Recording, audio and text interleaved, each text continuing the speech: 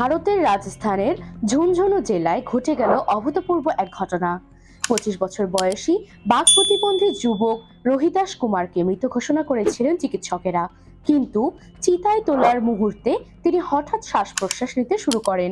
এর পরপরই চিকিৎসায় অবহেলার অভিযোগে 3 চিকিৎসককে সাময়িক বরখাস্ত করা হয়েছে। ঘটনাটি ঘটেছে গতকাল বৃহস্পতিবার রাজস্থানের ঝুনঝুনু জেলার বিডিকে হাসপাতালে। শারীরিক অবস্থার অবনতি হলে রোহিতাস কুমারকে হাসপাতালে ভর্তি করা হয়। দুপুর 2টার দিকে চিকিৎসকেরা তাকে মৃত ঘোষণা করেন এবং মরদেহ মর্গে পাঠানো হয়। পরে পুলিশ সুরতহাল প্রতিবেদন তৈরি করে মরদেহ শ্মশানে পাঠায়, কিন্তু চিতায় তোলার মুহূর্তে সবাই হতবাক হয়ে যান, কারণ রোহিতাস কুমার হঠাৎ শ্বাস নিতে শুরু করেন। দ্রুত তাকে হাসপাতালে নিয়ে যাওয়া হয় এবং বর্তমানে তিনি নিবিড় পরিচর্যা কেন্দ্রে আইসিইউ চিকিৎসাধীন। Nusrat Jahan sound, press 20 Bangla.